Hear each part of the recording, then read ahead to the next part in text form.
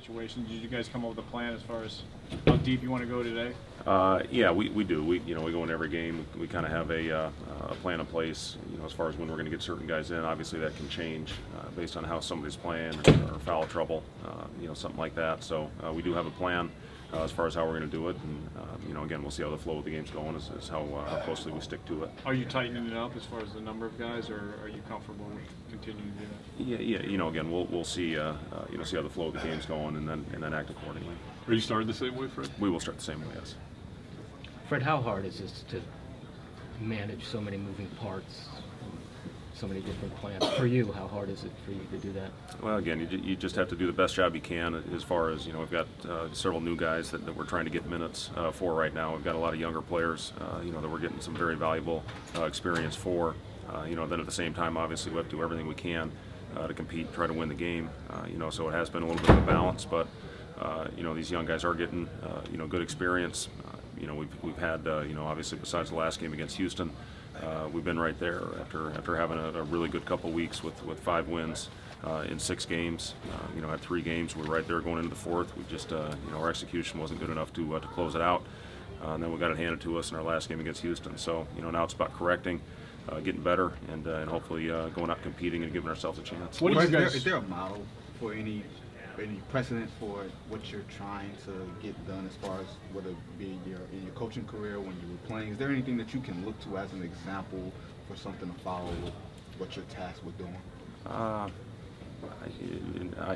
guess not, Vince. I mean, I don't know. It's something that that I went through as a player. Really didn't. Had really good teams that I played for in Indiana, and also Minnesota. And then the 4 years that I played in Chicago were pretty much all rebuilding years. So again, you just you do the best job you can with it, and again, try to put your team in a position to win. What are you guys seeing from Cameron Payne that we're not? I mean, obviously we're not there in practice and stuff, but right now it kind of looks like a shoot first, ask questions later type of guy. And is he pressing when he's in the game? I mean, what are you guys seeing from that has you guys excited? Yeah, I think obviously he's so raw, and you try to grow with him the best you can. We watched film this morning after our walkthrough, just about certain situations, about when he can get in the paint and make a play, especially as opposed to taking a long 2-point shot early in the shot clock. I thought in the 4th quarter the other night, obviously it was garbage time, but he did make some really good plays, and showed him those as well. So again, it's just try to take any opportunity we can as teaching, as lessons, and trying to get him more comfortable in what we're trying to do, and hopefully again build for the future to see exactly what we have. Fred, what's the plan for Dwayne in this back-to-back? The plan right now is for him to play in both games. For taking the playoffs and everything else out of it, is it possible to evaluate 12 players at once?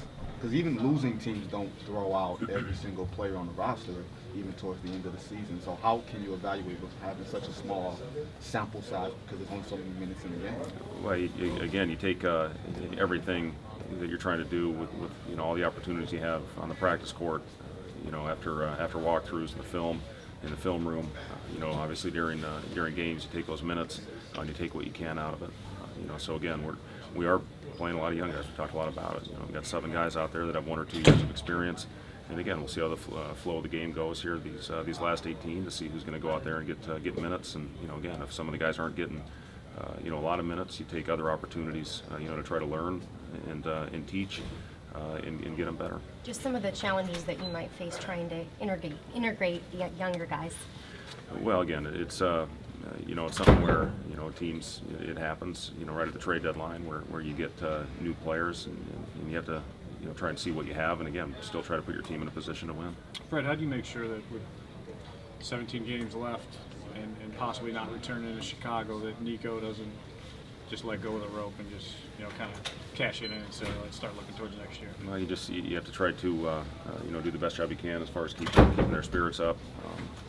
Again, and there will be a time, as we talk to all of our guys when they do fall out of the rotation, keep working. Nico was the first guy in the gym yesterday. He got up a lot of shots before anybody else got in the building. He was there 2 hours before, getting in a good workout. So again, it's all about working and being ready when you need the ball. Thank you. Thanks, Fred.